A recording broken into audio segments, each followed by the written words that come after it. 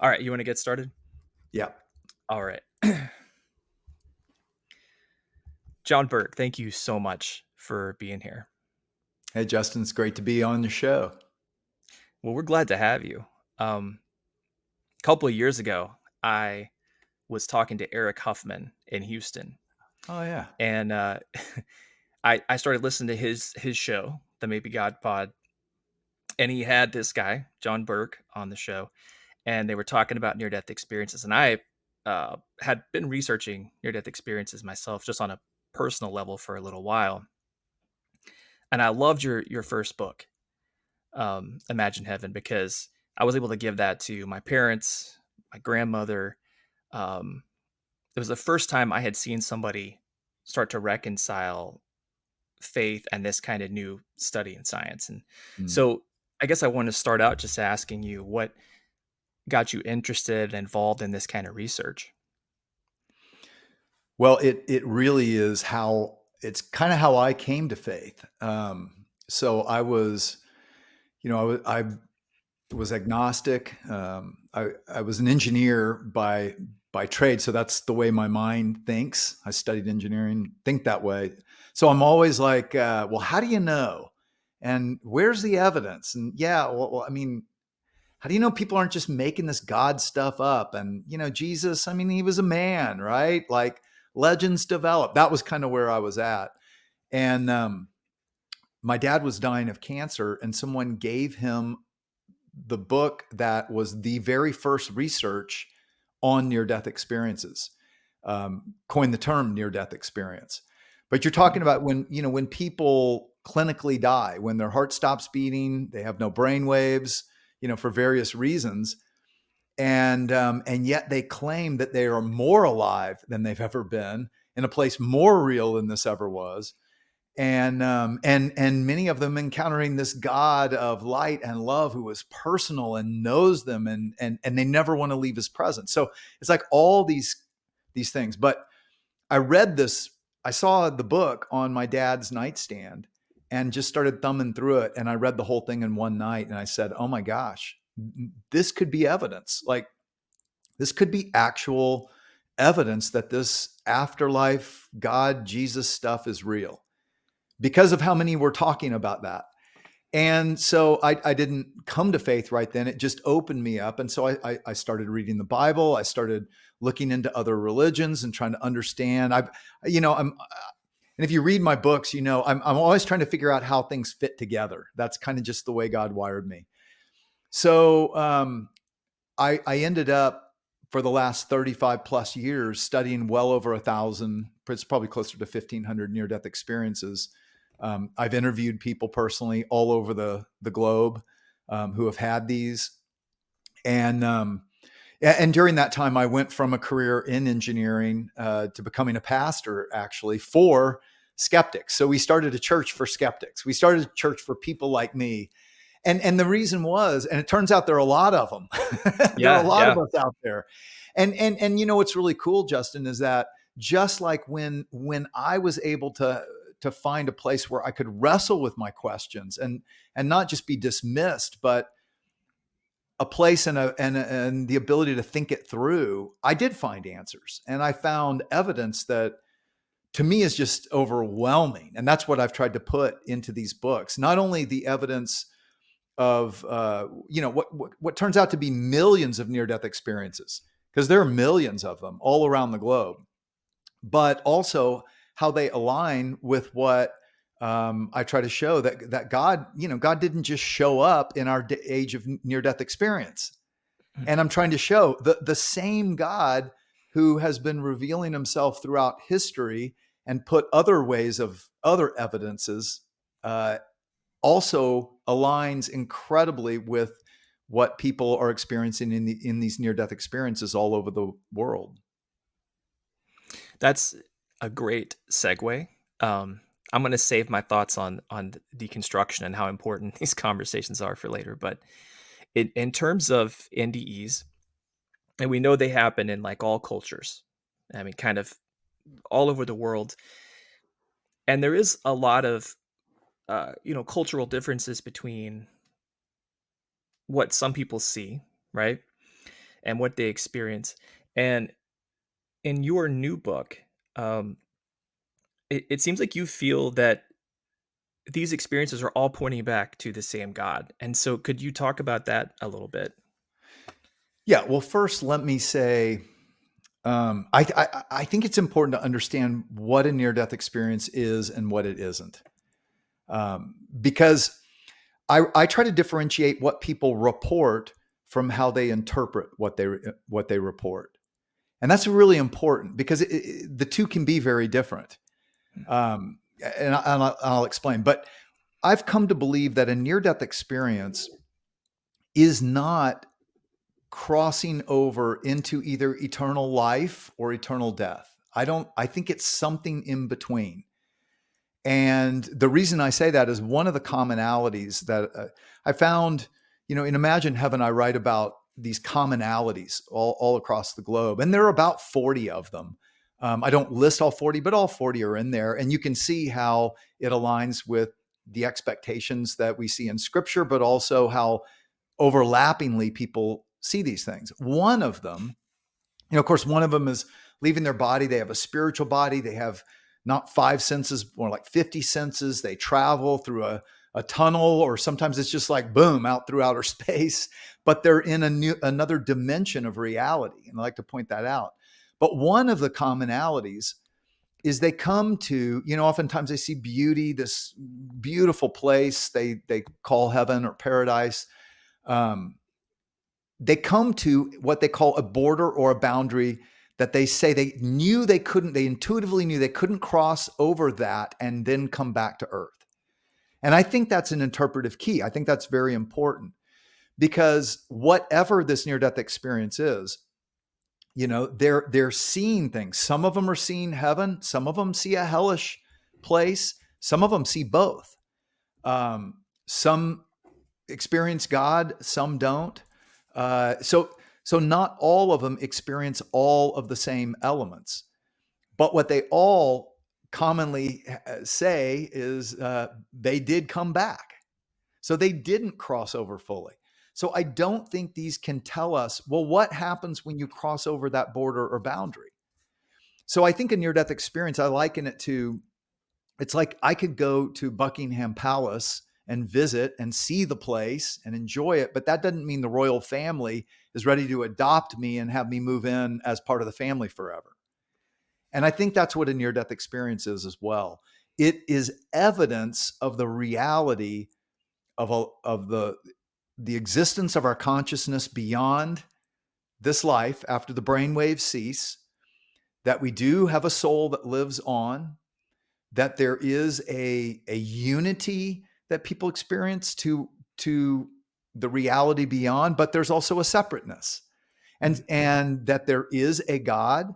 And this is the thing that I'm writing about in Imagine the God of Heaven. 48% of people having near death experiences encounter this God of light, who is love, who is personal. This is not just an infinite force. This is a being who has humor and personality and knows us. In fact, knows us better than we know ourselves. And in this God's presence, we often get a life review where there are things that we didn't even remember, but now we remember because we're re-experiencing it and we're learning. And people commonly come back saying that two things for sure that they say. God is love. If they experience God, God is love. And second, what God cares most about is how we treat one another, how we love one another. And that's another, I mean, I was going to come to this later, but what I wanted to ask you, and I have this question for any any person of faith who's done this kind of research, is putting these concepts overlaid with, biblical teachings, right? So I'm not uh I'm not going to say I'm as well versed as you in the Bible. I did have like a year and a half of seminary around something like that, and I can see easily things like um life reviews, right? That seems to be fitting very well into a biblical concept of having to account for your actions when your life is over. What for you also stands out or kind of backs up scriptural teachings from what you learned from near death experiences? Oh, well, I mean, Justin, and this is what I'm trying to show. The 40 commonalities that I've listed out, I mean, it's all in the Bible. There are two of them that people might argue with, but I also looked at the other sacred scriptures of the world's religions to see, well, how many commonalities, like how many expectations in other world religions then show up in near death experiences as well. And I found like 5 to 6 in most. Um, but we're talking 38 to 40 in the Bible. And the point is not, well, see, so we're right. No, that's not the point. The point is, um, what these near death experiences are saying is what the Bible's been saying, which is that God is the God of all nations. And I'm trying to show that there is no other deity in the world who claims to speak to and for and be doing things on behalf of all people of all nations. But all the way back in Genesis chapter 12, God says to Abraham and Sarah, I'm going to raise you up into a nation in order to bless all the nations. So that was what God was doing from the very start. This is, by the way, 4000 BC. I mean, 2000 BC, 4,000 years ago. So this is before any sacred writing of any of the world's religion is put down. God is claiming to intersect humanity to say, hey, I'm the God of all people. I don't favor some over others. And that's what I'm trying to show as well, that, God actually put things in history and ways that we could know whether this was really God or not. And I'm showing some of that as well. But also, then you have Jesus come. And by the way, God foretold that and in very explicit ways. And in Imagine the God of Heaven, I've got some of those in there as well to show, how do you explain this? Like he said, here's what I'm going to do. Here's what I did. And we've got proof that it wasn't written down after the fact. That's kind of the common go-to. Oh, I'm sure they redacted history. That's how it worked. Well, read the book. That's not what checks out. In the Dead Sea Scrolls, we found copies of books predated, carbon dated before Jesus ever lived, foretelling what Jesus was going to do, like to the T. It's where he was going to live, what was going to happen to him, why he was going to do it. I mean, and that's one of the things is that most people just don't take the time to seek. We always say, well, give me a sign, God. Well, he has, but do we take the time to actually look at the signs he's given and go, okay, well, maybe I need to learn more. Um, but the whole story of the Bible, which is not one book, by the way, it's 66 books written over 1,500 years. It's a library recording, what it's claiming to record is God intersecting humanity to reveal his heart and his character and care for all nations. So Jesus comes, claims to die so that anybody, anywhere of any nation, by simply turning back to God, can be forgiven. Like he's taken every barrier away between God and every person except one, our free will. He's not going to force us. If we want to say, no, screw you, I don't need you, God. I've got this figured out. Then he's like, well, I'm not going to force you. And the reason he's not going to force us is because God is love and he created us in love for love. But as we all know, you can't force love. You can't put a gun to someone's head and say, love me and make them love you. We all know love can't be forced. It has to be free. And so the whole story of scripture ends, with Jesus saying, tell all the nations there's forgiveness offered in me and in what I've done. And then Revelation chapter 7, John claims that he was taken up to heaven and he sees there in front of God, in front of God's throne, people from every nation and every tribe and every language and every people group.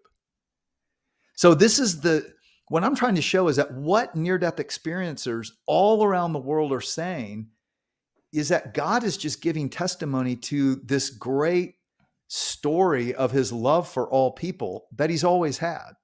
And I think he's doing it in our day for a reason. Mm. I think he's kind of knocking on the door going, guys, this is real and I'm here and I'm gonna give you even more evidence. And that's I can feel your passion just across our Zoom call here. Sorry, I'm um, getting too it excited. Huh? no, no, it's awesome because it seems like I think when I was growing up, that there was at least the worldview that I had, kind of growing up evangelical. It seemed like everybody had these kind of consistent values, let's say, um, but it was outside of this materialistic worldview that we're taught in school and secular society, right? I think what I've found growing up is a lot of folks that I knew that were Christians. Maybe they went to a church and whoever the minister was there, they didn't have a great scholarly background, didn't understand Hebrew, didn't understand Greek, maybe said some things that they later found out were incorrect, and they left their faith. Mm-hmm. And now it seems like, Or just didn't leave room for mystery or the unknown. I yes, mean, there's a not lot we knowing it. don't know. And yeah, And I think what you're doing, I guess, do you feel like in this culture and our country, it seems like these scientists that I've talked to, Dr. Grayson mm-hmm. is a good example, and even Alexander. I said you had debated, or you said you had debated earlier. Um, It wasn't a they, debate, but we were kind of giving our different viewpoints. But sure, yeah, I sure, know yeah. even, yeah. It's like they feel as people from a scientific background that this is breaking down materialistic worldviews that we've had for a long time. Yeah. Do you think that, in your opinion, and from what you've learned, that this is like a movement of God that the fact that these NDEs are becoming such a prominent feature in our culture? Absolutely. I think it's a gift from God. And that doesn't mean everybody that comes back from a near death experience ends up believing in God. You know, I liken it to, well, I mean, again, we have experiences. And I think what some people don't realize is that on the other side, we're still ourselves. Yeah, that's one of the fascinating things is how people think the same way. Their humor is the same.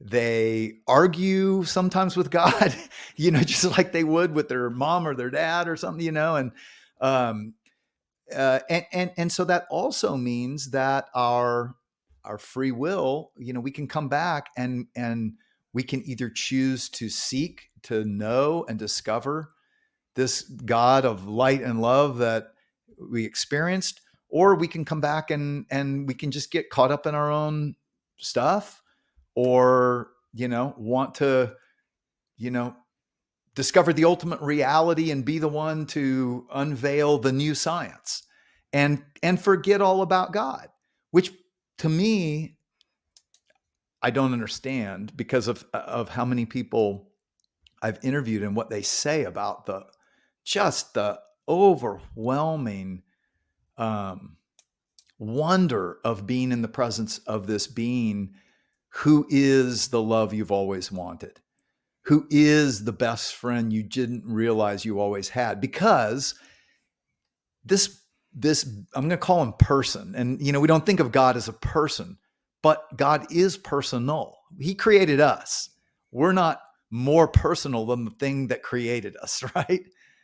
And he claims he has always been with us through every high, imagine being able to relate to someone who so gets you because he's been through everything with you. You know how you have good friends and you get back together and you're just like, boom, we're right back where we left off because you have this incredible history, right? Well, that's God. So it's amazing to me that people wouldn't seek him, but most do.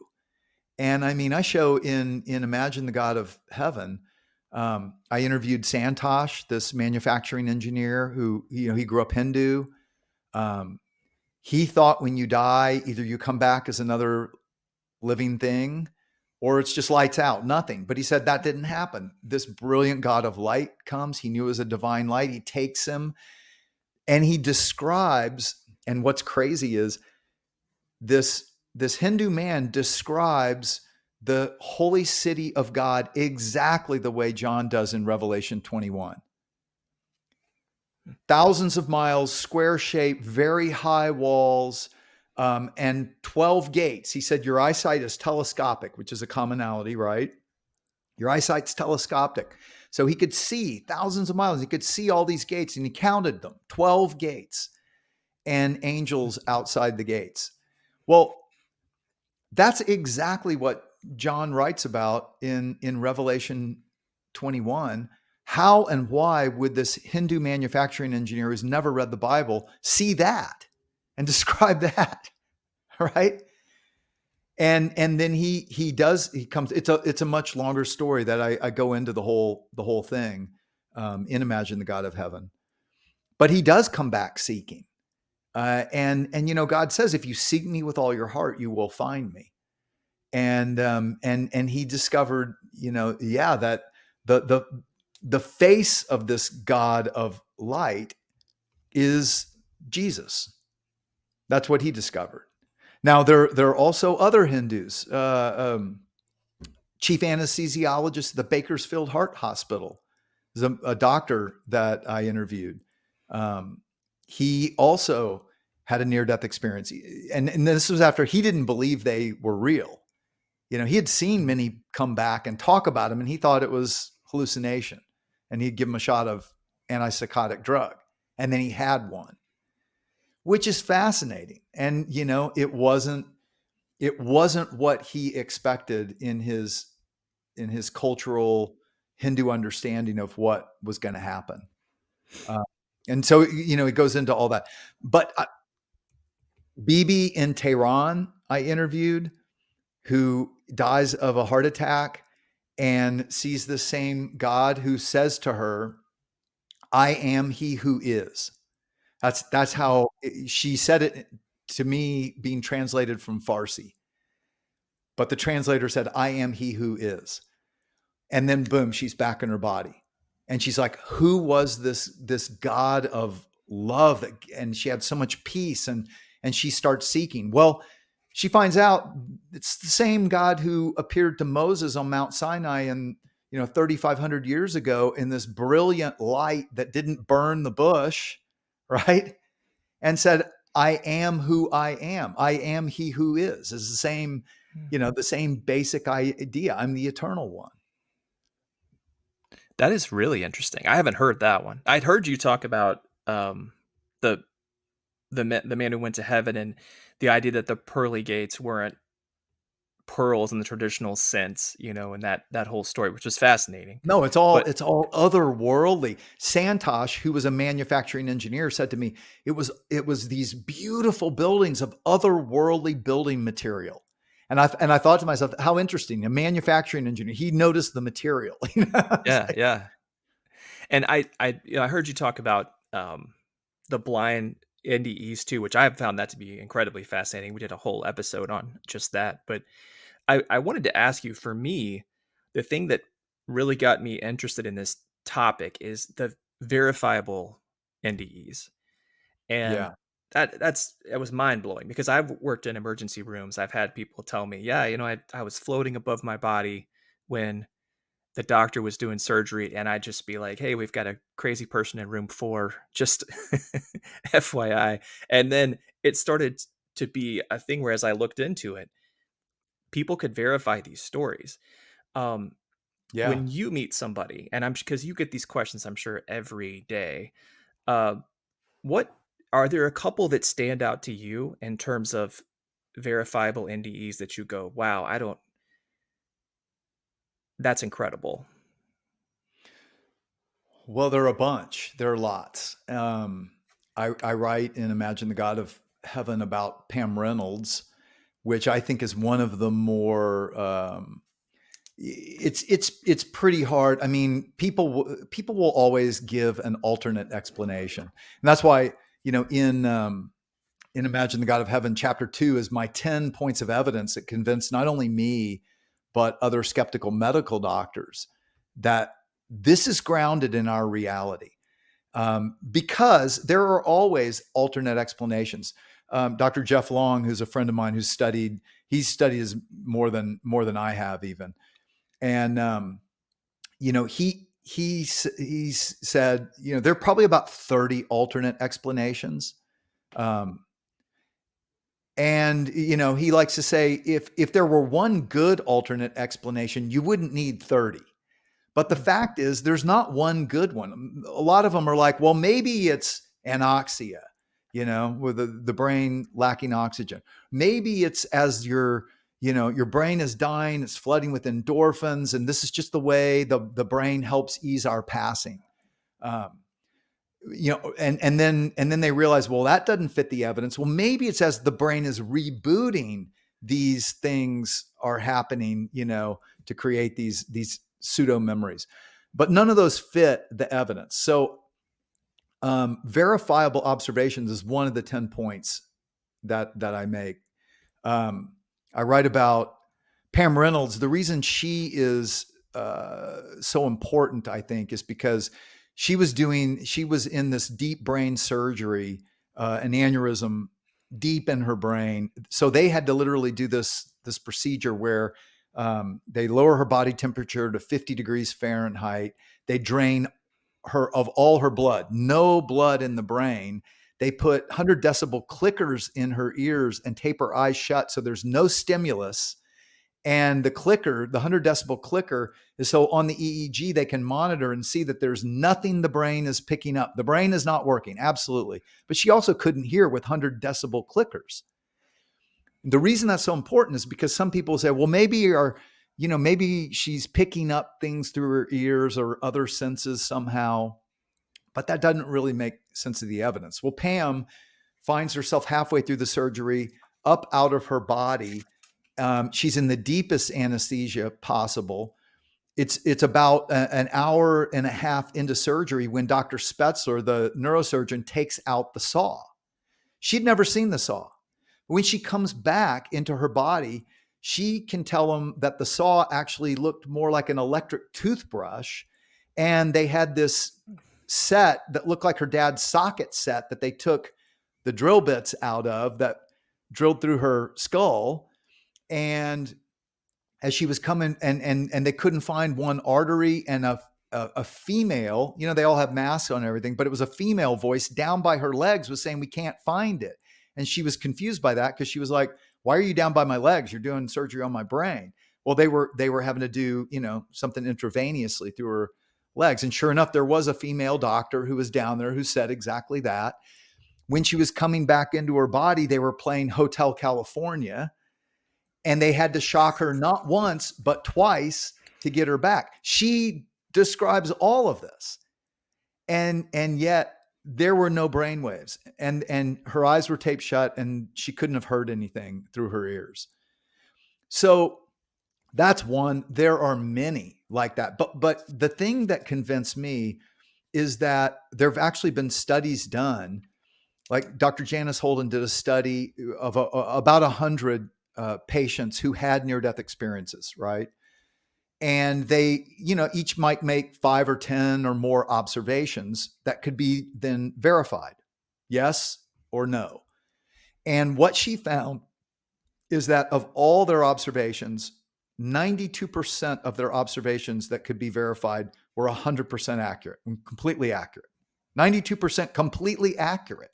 Wow. Another 6% had some variation in what they were describing. 2%, which turned out to be one patient in the study, was just inaccurate.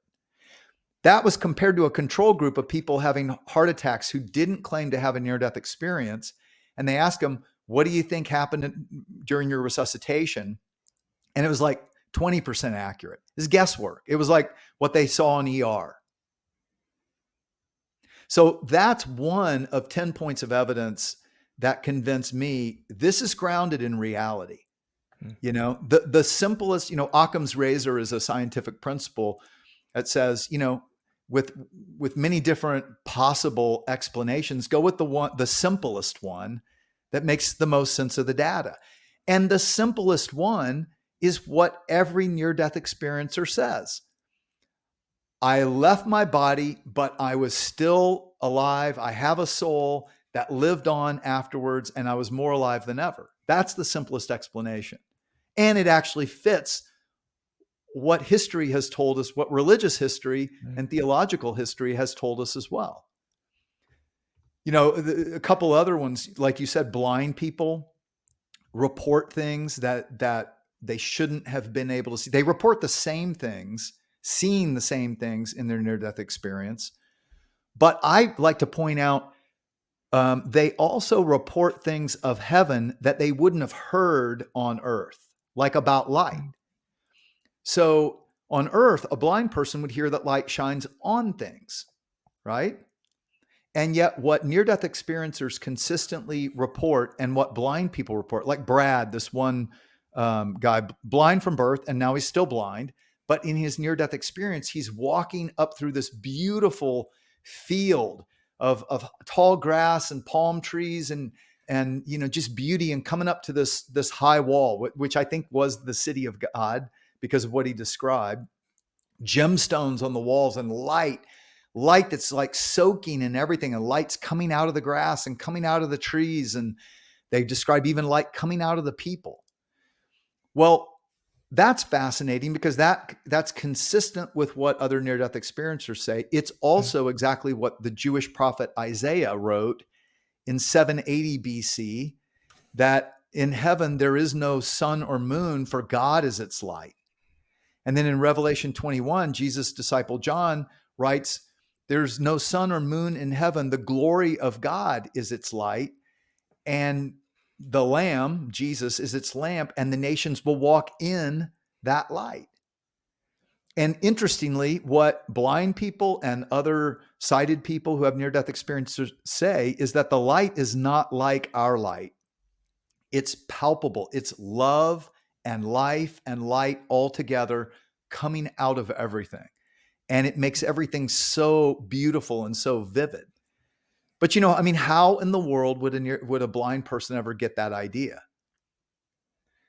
Well, there's a lot you said that I think stands out to me because I've heard that scripture before in Isaiah and never thought about it in the context of what people experience with NDEs. Yeah. Um, Let me ask you this because this is a listener question, but I thought after hearing you talk to one of your friends on another show, it made sense to ask you this. So our show is called the Sheol Podcast. I never thought it was that aptly named until I heard you talk about this because from your perspective, um, what tell us where you think these people are going, what's happening? Because you said they're not quite crossing that line, right? So scripturally, does that fit? What would you call that?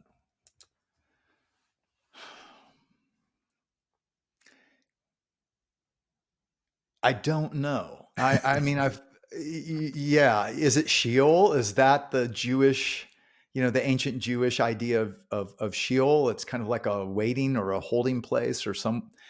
Um, I don't know. Interestingly, some of them, and I report this in Imagine the God of Heaven, are having conversations with Jesus, um, and he says, "Am I in heaven?"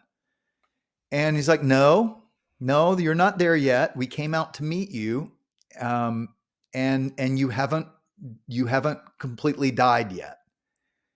You need to go back because you still have a purpose on earth." Well, this particular person was clinically dead. So by what we call death, they had no heartbeat or brainwaves. But apparently somehow their soul was still connected to their life on earth and their body. And I don't completely understand that. But like I said, I don't think they had crossed that border or boundary yet. The scriptures talk about eternal life, but they also talk about eternal death. The second death, it's talked about in the book of Revelation. And so, whatever this is, I do think it's something in between. And, it's not new. I think Paul, the apostle, had a near death experience. I'm not sure of this, but, in the book of Acts, in Acts chapter 14, Paul is in the city of Lystra, and a mob turns on him, and it says they stoned him to death and dragged him out of the city and left him for dead.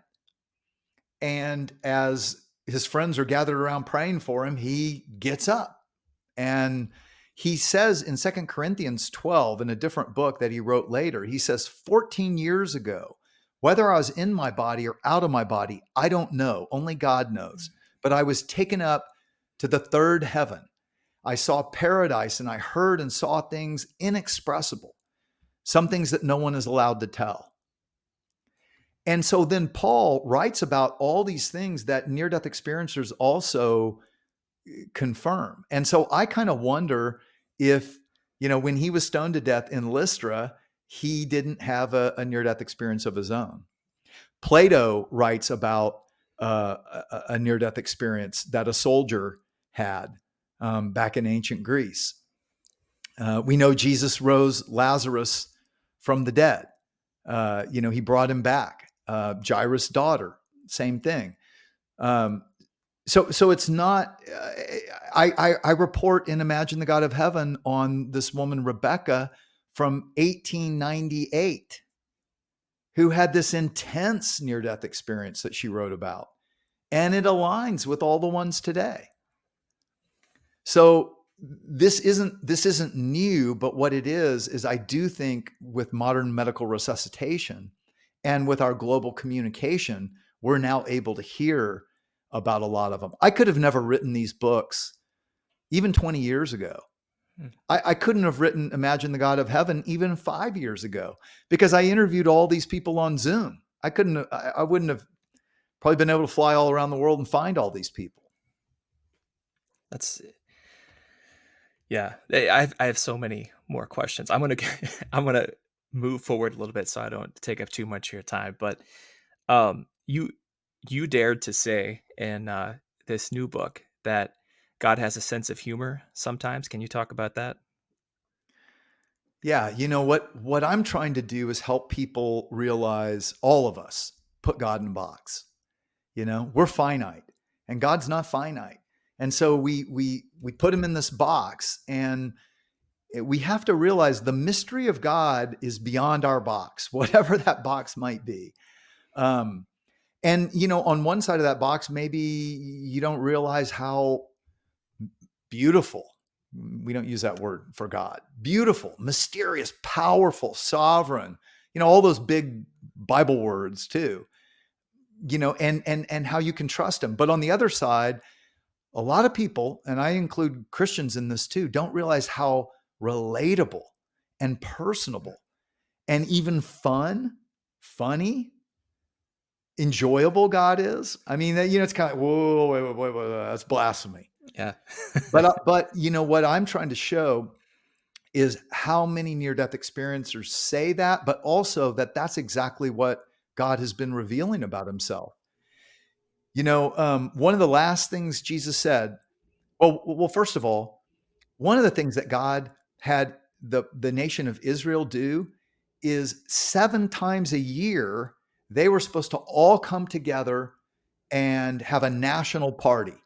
And one of them was like a national street party. And God says, celebrate with joy before me for 7 days. Like, have fun and enjoy yourselves because I am the one who created you to be able to enjoy and have joy. Well, we don't often think about that.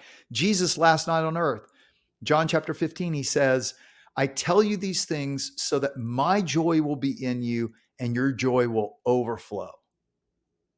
So that's who we're talking about here. So then, you know, this one guy, Greg Rickert, told me that he is there with Jesus and he's watching his life review. And so, in God's presence, many times about 31% of people get a life review. Time doesn't work the same way on the other side. It's just like it says in 2 Peter 3:8, to the Lord, a day is like 1,000 years, and 1,000 years is like a day. Well, that's what NDEers say. So they re-experience their whole life as they're looking, watching almost like a three-dimensional perspective, but they're also remembering everything they thought and feeling everything they felt, but they're also able to feel and think what the people they interacted with are feeling and thinking. So God's giving them his perspective on how our kindness ripples through humanity, and also how our meanness, the things that we do that are selfish or hurtful, how that impacts people. It's profound, this life review. I mean, that it changes people more than anything else in a Mm. near death experience. Um, but where was I going with that? I I just I don't derailed.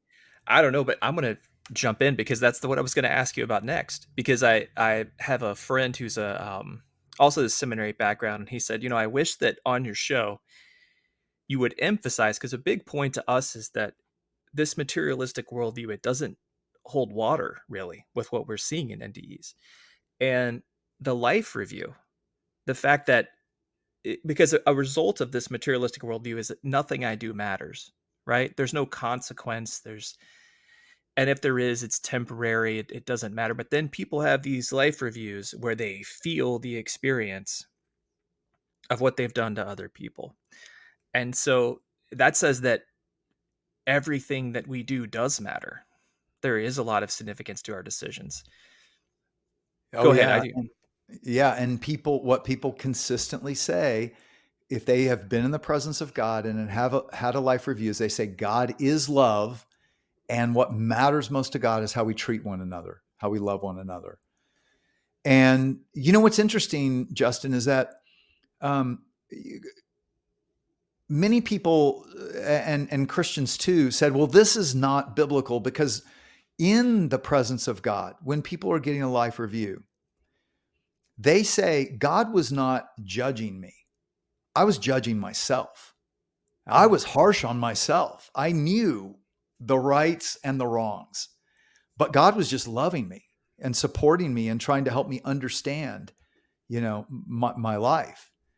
And so people would say, well, see, that's not biblical, because, God's this punishing, judging God. Well, they misunderstand because they haven't really read the scriptures. So yes, Jesus said there is nothing hidden that won't be revealed. Everything done in secret will be brought out in the open. He said that. He said every motive of the heart. And Paul said, don't judge anything. Wait until God comes, because he is the right judge, and then every thought, every motive will be revealed, and God will reward you. And that's an important mm, thing to realize, that you know God doesn't want to go, I gotcha. See, the whole point of Jesus dying on the cross was so God could forgive us, even though we truly do go against his will, and that he could still be just and righteous and right. Because let's admit it, we want justice. I mean, you just, you know, get your house taken away from you unjustly, and you want justice. Have something horrible happen to your daughter, you want justice, and justice will be done. But God also, wants all of his children to come back to him and to be forgiven and made right with God. Why? So we can walk with God to become the loving, kind, caring people he created us to be. That is a solution to all of mankind's problems. And so that's what they see and feel in this life review. Now, interestingly, everybody knows, like, there's no hiding there. You can justify your actions here, but when you see them there, I mean, it's uncanny how they say, you know, everything was just laid bare. I knew it.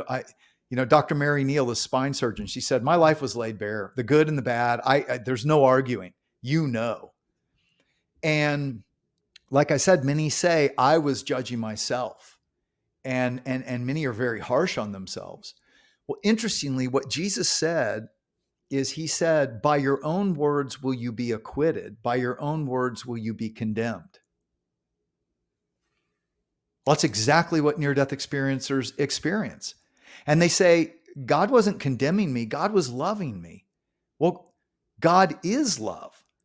And, that famous verse, John 3:16, God so loved the world, he gave his only begotten son that whoever would believe in him would never perish but have eternal life. Well, the next verse is, God did not send his son into the world to condemn the world, but that through him the world might be saved. So near death Wow. experiencers are just validating everything that God has been trying to say to us all along. And the reason he's been saying it to us is so that we know that we are loved by him. We're created by him. The other one of the very cool things interviewing all these people, Justin, is how many say to me, John, I knew this couldn't be true, but I felt when I was in his presence, I felt like I was his only child. I felt like I was the special one, like the only one of all of them, I was the most special to him.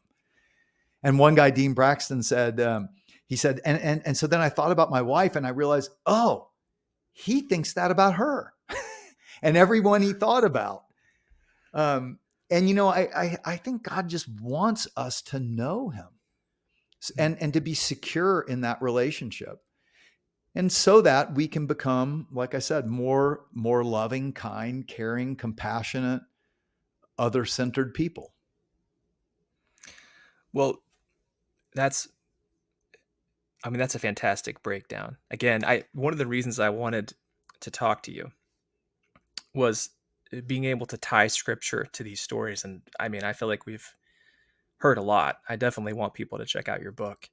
Um, Let me ask you about how often you encounter the negative near-death experiences or the hell-like NDEs, and if you could talk about one of those. Yeah, actually, quite a bit. Uh, there have there'll be different experts that disagree on the percent of those who have hellish near-death experiences. One study done by that was reported in the Handbook of Near-Death Experiences showed that 23% of people who came forward with near-death experiences reported hellish ones. There was a 2019 study done by the European Academy of Neurology across 35 countries. They found 5% of people have had a near-death experience. So we're talking millions of people.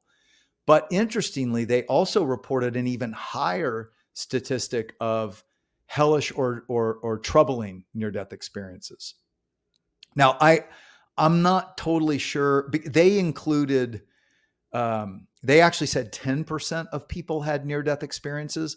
But when I dove into the details of it, um, I took out the ones who actually died, clinically died from those who Like an were, because out-of-body experience or something? some of them had what sounded to me more like a bad drug trip. Hmm. And they they might have left their body or other things that they called a near death experience, and it was a hellish kind of or a bad trip kind of thing. So I took those out. But still, we're talking about a lot of people. And in Imagine Heaven, my first book, I showed how there have been medical doctors who have resuscitated people having hellish near death experiences, who then, when they ask them about them afterwards, they couldn't remember them. It's like PTSD, and it's like they blank it out. It's like severe trauma that just gets, because you have to remember, you are more alive in good ways on the other side, experiencing wonders of this heavenly realm, but you're more alive experiencing the horrors of this hellish realm as well. And So are so you it truly, are you saying that possibly one of the reasons we don't hear as much about these negative NDEs is because some of them are blocked out or they don't want to talk about the experience? absolutely. And other medical doctors who have studied this say the same thing. And, that's what I'm reporting on. One guy, interestingly, a lot of the people that I interviewed in this new book, Imagine the God of Heaven, first had a hellish near death experience, cried out to God, and then had a heavenly one.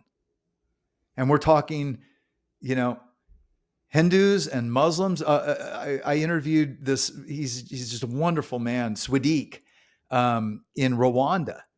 So he was fascinating story. I won't go into the whole thing. It's in the book, but mother was Hutu, father was Tutsi. She was a African witch doctor, and he was a Muslim imam. Swadik, the genocide divides their family. He becomes a drug addict at age 8, and then a dealer, and all kinds of. But later in life, he becomes an imam, and he dies of blood cancer. And as he's dying of blood cancer, you know, the Muslims tried all their stuff. She went to her Bako goddess, the goddess Bako, and all the witch doctor stuff, and nothing worked. And so his mom goes to the Anglican church and asks them to pray to Jesus, because she heard sometimes Jesus heals people when they pray. And so she's praying to Jesus and they're praying to Jesus. And Swadik says he dies of blood cancer. So he's in the hospital in Kigali, and he's in this hellish place, and these beings are attacking him. When into the room comes this brilliant man of light in a robe with a gold sash and a beard, who holds out his hands, and he said he had holes in his hands, or like his wrist, like right here. And Swadik said, I knew who he was because I saw the movie The Passion of the Christ when it came to Rwanda accidentally. He got 3 free tickets, and so he watched it. He, as a Muslim, he didn't want to watch it, but he watched it. And so he says to Swadik, I died for mankind. You're among those I died for. Never deny it and tell it to everyone. And boom, Swadik sits up, and the sheet falls off his face, and he looks around, and everybody's running and screaming, and he sees a hole down by the right side. He was waking up at his burial. Wow. And today he is an Anglican pastor who has had 7 attempts on his life, 7, because he won't shut up about Jesus. But you're not allowed to convert over there. So Wow. I'm trying to point out in this, when you take story after story after story after story like this, plus all the medical evidence of near-death experiences, plus what people are commonly describing of God and how it aligns with history and God's history of claiming to reveal himself, like, give me another explanation.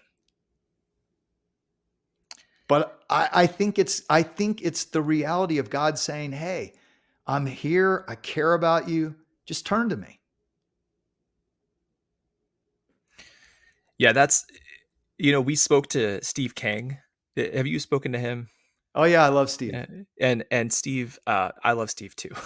But, talking to him, people loved his story. The only criticism I got is like, "Oh, man, he only wants to evangelize." And my response was, I mean, imagine going through what he went through, and how could you really wanna say anything else, after Well, that and I experience? think I think it's so. I think the miss is when we think, oh, so he's saying that Christianity's right and everything else is wrong. That's not what I'm saying. I think that's the wrong approach, and I think it's the wrong question. I think the right question is not which religion is right or wrong. I think I write about this. I write about what do the religions have in common? They do. They have a common moral law. Um, I think God uses them to keep evil in check, this common moral law. But the more important question is not which religion is right. The more important question is there a God? And who is God? And what does he want? And that, get all the other cobwebs out of the way and answer that question. And that's the question I'm trying to answer. Alright, now I wanna try to be, again, respectful of your time because I know we had kind of a slow start Oh, it's all today. right. Um, but I do wanna ask you, because I know you have been through this a lot in terms of, you feel a calling to write these books and to kind of share these stories. What do you think people can learn and take away from your new book, Imagine the God of Heaven? Well, my hope is that if you're a skeptic like I was, who keeps saying, it'd be great. I would love, you know, kind of like Joe Rogan said, I heard on the podcast not long ago, like, hey, wouldn't that be great? I mean, yeah, you go to this Yep. beautiful place and you have a reunion with all your friends and family, and, it's love and peace and beauty and it's life. And that'd be great. There's just no evidence. Well, there is evidence. Yep. Most people just don't take the time to look. So if you're a skeptic, I think if you read Imagine the God of Heaven, you're going to see the evidence. And I hope it helps you find, you know, something as real as I found, that did get me to dedicate my life to this. But if you're already a believer, if you already believe in God, what I hope is that you see how wonderful God is, like how truly relatable and understandable, but also, sovereign. I mean, I interviewed people like Dr. Mark McDonough, who died in a fire, and his mom and his little brother died with him. And he's there in the presence of God, dead, but he came back. And he came back to have to go through, 65% of his body burned. He lost his mother as a teenager, 38 surgeries. You can imagine all the horror he had to go through. And yet he said, when I was in God's presence, uh, time works differently.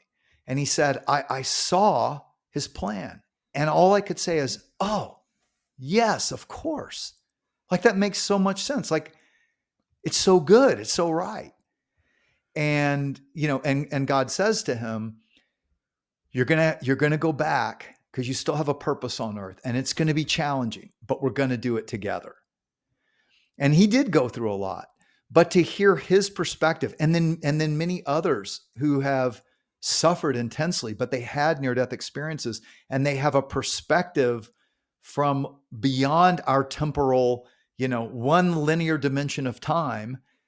And it helps you realize that, you know, God really can make something good out of all the evils. It doesn't mean he does the evils, you know, but he can make something good out of it. And that when we go through suffering and we let it build our character, it does count for something.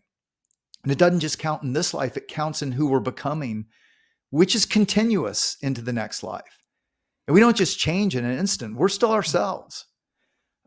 So Yeah, that's awesome. I would love to talk to you again.